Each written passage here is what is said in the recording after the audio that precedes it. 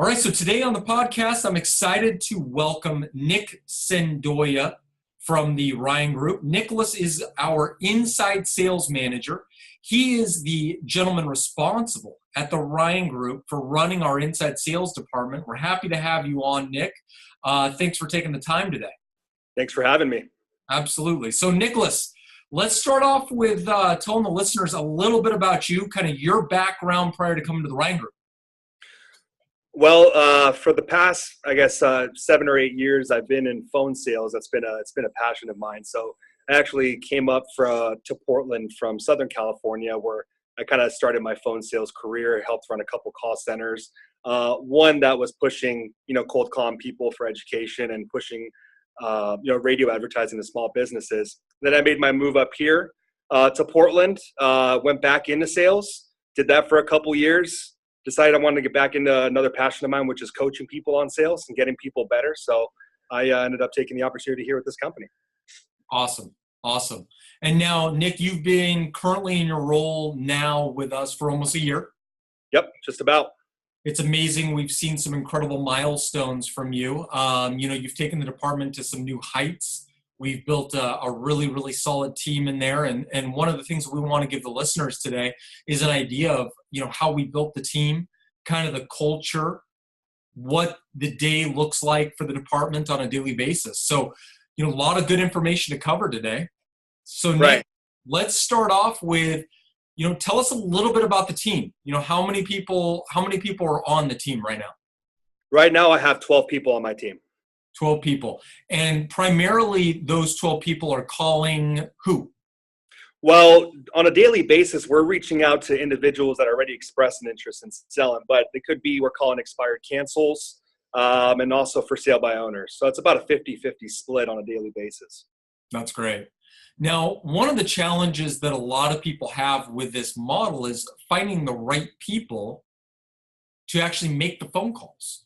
It's kind of an art, right? Finding the right type of person who wants to, one, do the inside sales position, and two, who can succeed at it. So, Nicholas, tell us a little bit about, the right kind of candidate that you found for this position. Well, a huge part of the success in finding that talent is our corporate recruiters.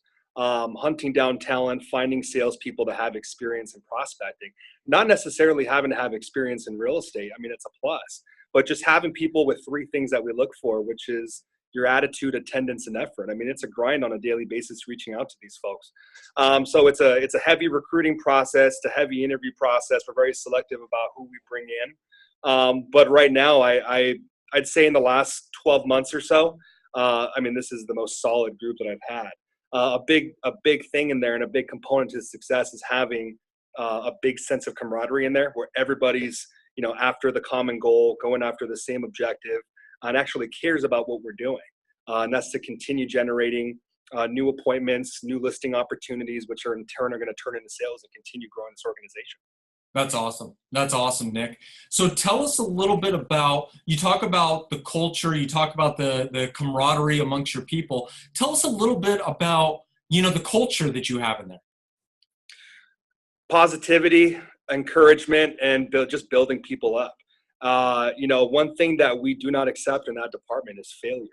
We have specific objectives that we are spearheading day in and day out, which is number of appointments per number of agents. A 0 for an agent as far as a listing opportunity the next couple of days is just unacceptable. So we're making sure that, one, we're getting our appointment number high. We have a confirmation department that then does screen the appointment before we send a broker out. So we want to make sure that net number stays high as well, and that these folks that we're coming to visit know exactly the value that we're bringing and why we're coming out. And 2 is just making sure that our listings are up, but also making sure that our expired canceled listings and are keeping up with, or I guess I should say, our for sale by owner listings are keeping up with our expired cancel listings. I mean, we track all sorts of different KPIs and numbers here. So at the end of the day, it's making sure that we're getting that quantity up, but also that quality. And to kind of sum it up, I mean, the biggest thing is making sure that we hit our number every day. And sometimes we don't leave until we do. And everybody in that room knows that and accepts that. that sometimes we stay late to make sure that we're doing things that's going to end up for the greater good for our brokers out in the field. Fantastic, Nick. I mean, that's good stuff. Creating that culture of wanting to everybody to hit the team goal, right? So it's not about the individual, it's all about the team. 100% about the team. If there's any individuals in there, it doesn't work. Plain and simple. That's awesome. So Nick, tell us about, let's back up for a second. So, we talk about hitting the numbers, we talk about hitting the goal, right? So tell us about the productivity in your department on a daily basis. As far as number of appointments that we want to hit? Yeah. Well, generally, we've just recently increased it with about having a dozen brokers or so out in the field right now, at least in the close territory that we have. We want to hit about, recently we've been hitting about 30 appointments a day, but most recently we've increased that number to 35 a day, which is mandatory.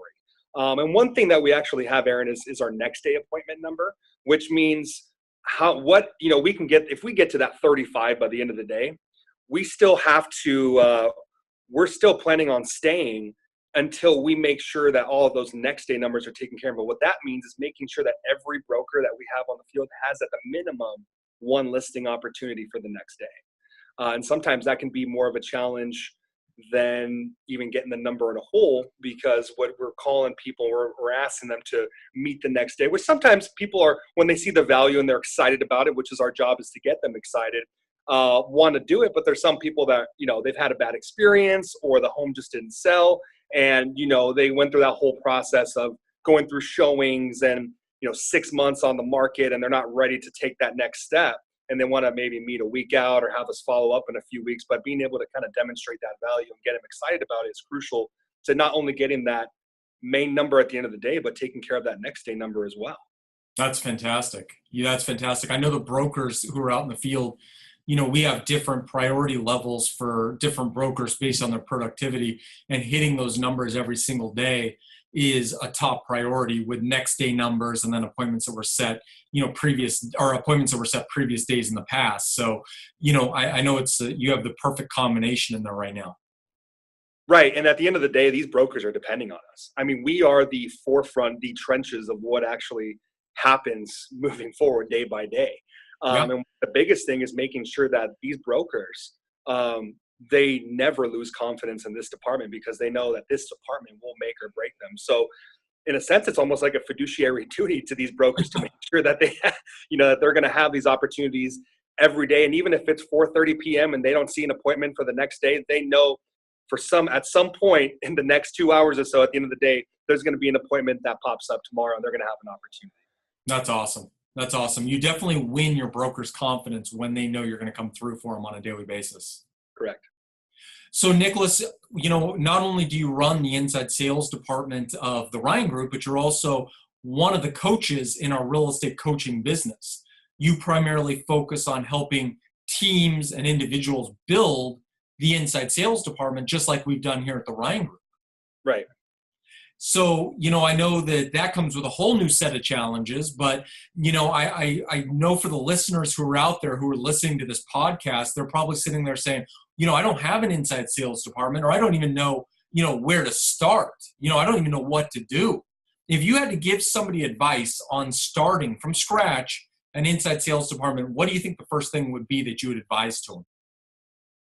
Well, I mean, the recruiting process is going to be the first and the place to start first and foremost. But you're going to have to accept that you're going to have to deal with volume, right?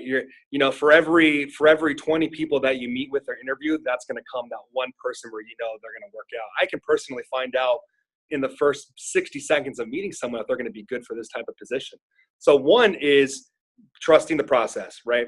Knowing that it's going to be a lot of volume, it's going to take a lot of work, but it's going to be so worth it in the end. So starting that recruiting process, but also kind of figuring out, one thing you want to look for in people is with this specific type of role is work ethic and confidence, right? How somebody carries themselves. Usually people who are confident carry themselves well, but are still respectable and have a track record of having longevity at different jobs is going to be someone that's going to be right for this position. And then accepting that sometimes, you might lose some people, but you can find talent just as quick as you might lose them sometimes. So being able to just trust the process in general and knowing that it's a numbers game is, I guess, the first place I would start with. That's fantastic. Great advice, Nick. Great advice. So one question that I know that people are out there wondering is, in building your team, in building one of the most productive inside sales teams in the industry, right? What do you think the number one challenge you had in building that team was? The number one challenge. That's a hard question there. That's a good question, right? That's a good one. Yeah, I would say one of the biggest challenges is, I have to say, just the part of keeping people making. The biggest challenge was knowing that you have to, that even if you have the best talent, like if I have the best salespeople in there, you have to understand that you have to constantly know where they're at, where their mind is at, and work on constantly building them back up. Aside from the day-to-day things, jumping on calls, getting production, helping close some phone calls to get some more opportunities. So I know one of the questions that, a lot of people will have is, what do you think is probably the biggest challenge in running your department on a day-to-day basis? I'd say the biggest challenge, which in turn is in the end rewarding, is continually being able to build your salespeople up. Because one thing to make sure that you're getting that number and you're getting the production that you need, and we're getting new listing opportunities. But what's behind that is making sure that your salespeople's mental state is always on point. And what you can think is okay, maybe might not be true. So I'd say making sure that you're constantly setting aside meetings, which it can be tiresome. You got 12 salespeople, need to set aside 30 minutes, once a week with each of them while performing all of your other day-to-day, tasks and responsibilities can be tiresome. But I force myself to do it, and I want to do it at the end of the day because I want to make sure that they're on point every single day. Their mental attitude is there. Their outside lives, you're kind of just putting them back together all the time. And at the end of the day, we need that to happen to make sure that they're 110% every single day, spearheading the phones, working together, building each other back up in turn. And at the end of the day, they're just getting the job done. So I'd say the biggest challenge is making sure that you're building your salespeople up constantly. It never stops. Yeah. Yeah. From a training standpoint, right? From a continued training standpoint, once you get somebody in the room, how much time or how much effort does it take to continually work with them from a training perspective? And what are some of the things that you do? Well, right away, I like to go in there and kind of just show them how it's done. What I'll do is I'll let them jack in with me. I'll go to their desk. We'll get a couple splitters set up, or I have a headless mic. I can jump on their calls either way. And then I'll kind of get the calls going down the list, and I'll just let them hear me until they get one good phone call where I can set an appointment, and once I do set an appointment, I give them the credit, kind of let them ring the bell a little bit, mark it up on the board, and make sure that they're learning. And in addition to that is, I obviously can't be there with them every minute, every second of the day as much as I try to be.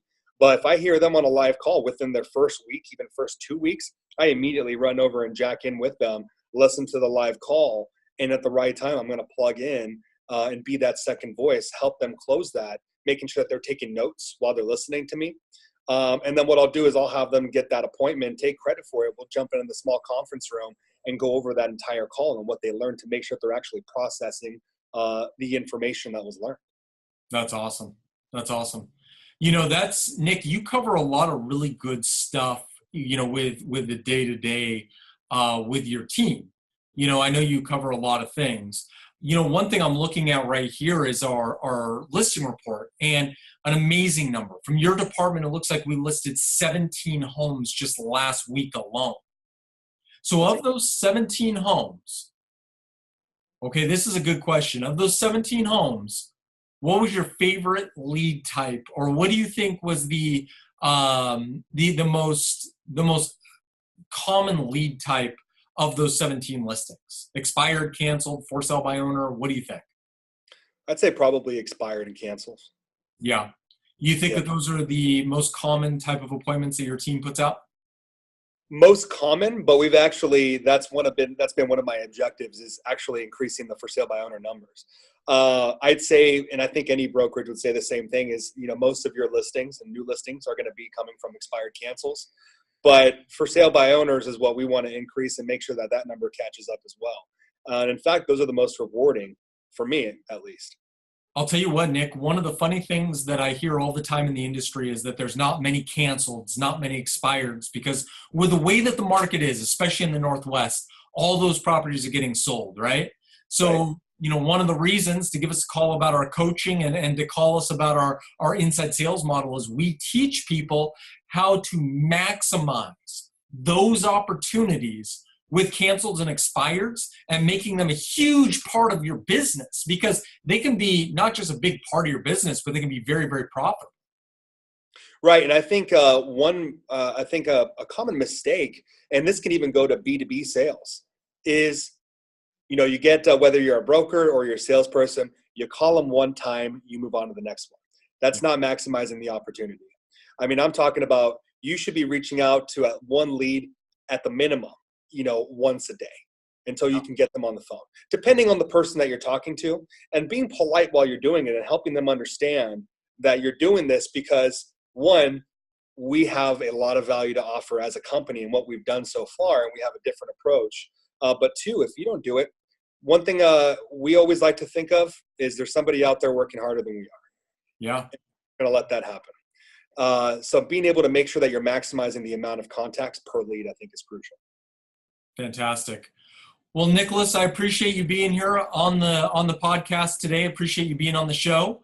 If anybody needs to get a hold of Nick, you want to get a hold of us about coaching your business into an inside sales machine, putting out 35, 40 listing appointments a day, taking 17, 18 new listings a week, you can reach out to us at 503-343-1666. That's our direct office line. Or you can email us, sales@theriangroup.com, and Ryan is always spelled with an I, sales@theriangroup.com, and we're happy to give you any information we can. Thanks again, Nick. Thanks for having me. Pleasure.